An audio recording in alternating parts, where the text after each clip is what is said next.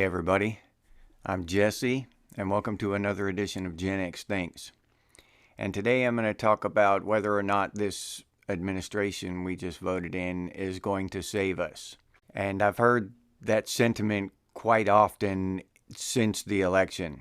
They're going to save us, they're going to rescue America and all this. And in a way, I suppose that could be true. That's just in a way, in a figurative way, not in a realistic way, not in reality. And in reality, the real fact of the matter is that we have the power. Trump and Musk and Vivek and all the rest, they are the sword that we are wielding. Think about it like that. That's all they are. They're an instrument of the people. If we don't like what they do, they will get sacked like a busboy at Denny's. Without us, there is no them. Without Denny's, there is no busboy. That is the truth.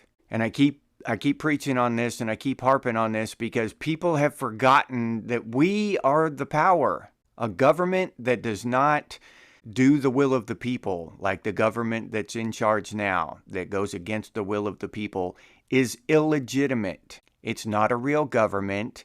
It's just a machine up there that's grinding away against the will of the people. It's not a government. It's not legitimate.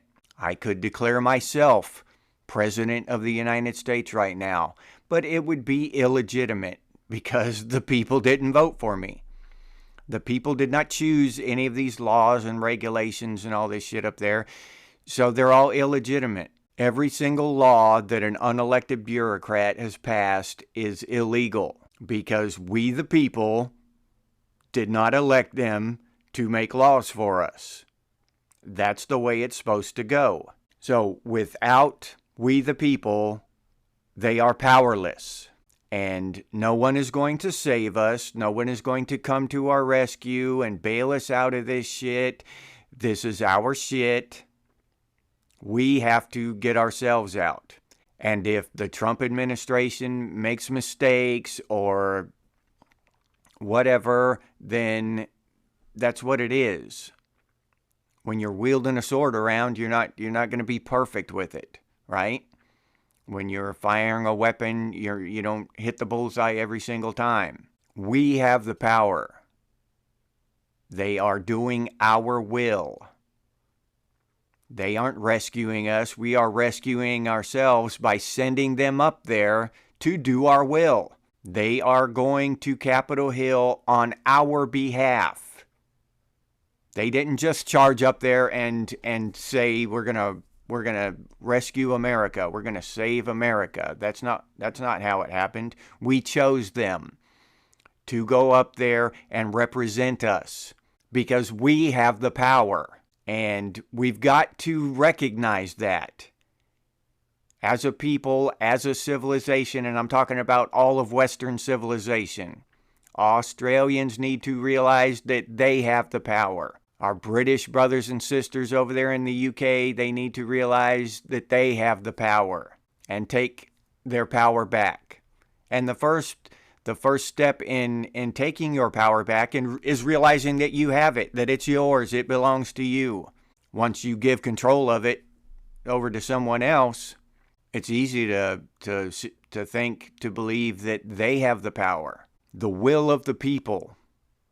That is where the power lies. And there's a great quote about that in the Game of Thrones.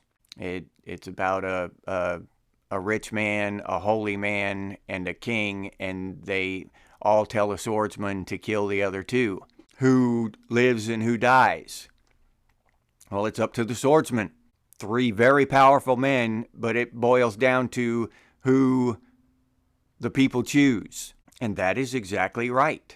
So no, do not, in my humble opinion, do not place all of your hopes and dreams on Trump to be some kind of savior. He is a representative of the people, and that is it. That is all. If he represents us the way we want him to, then his philosophies, his ideas can continue through after he's gone, after the next election.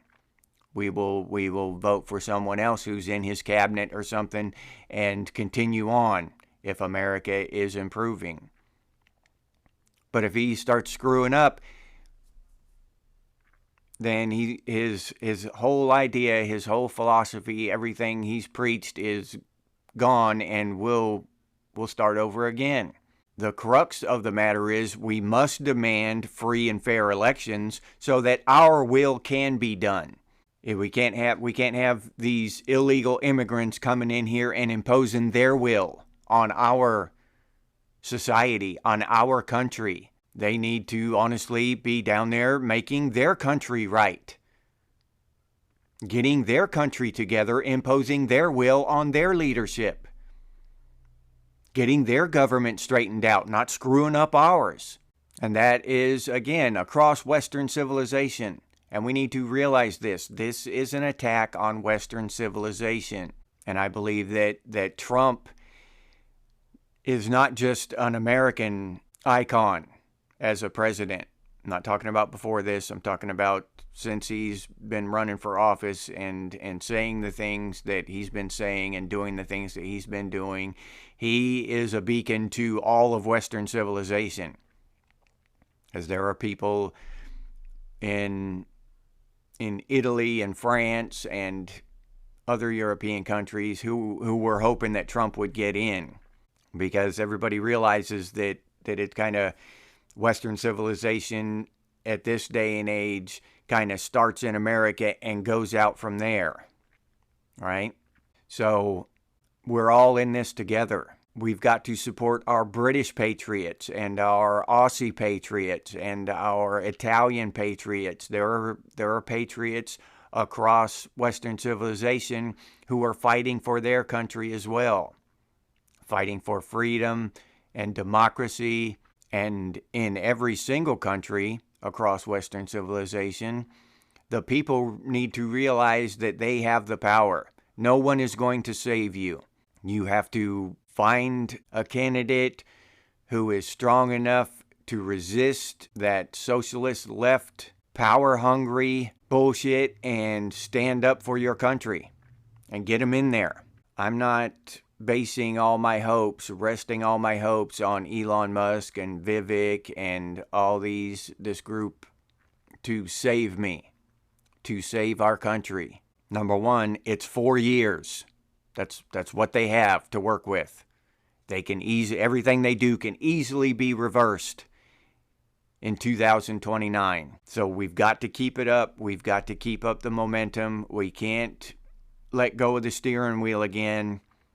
We've got to stay focused and pay attention and figure out who is going to represent us next after Trump is done in 2028. Because I believe that is going to be the most important election, is to continue on. If he does everything that we want him to do with this term, then we will continue on into the future. I'm not counting on anyone to save us.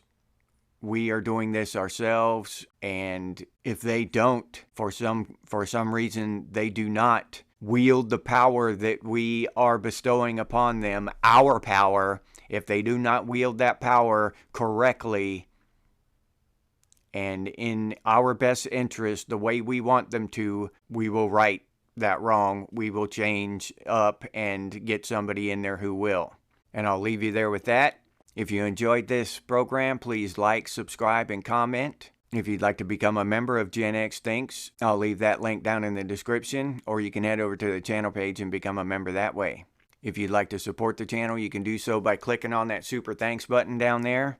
Thank you to those of you who've done that. I sincerely appreciate it. Or you can head over to Buy Me a Cup of Coffee and buy me a cup of coffee. I'll leave that link down in the description too. And thank you to those of you who've done that. You're helping to get the word out, spread knowledge, and empower people, and realizing where the power lies. And I think everyone should owe you a vote of thanks for that.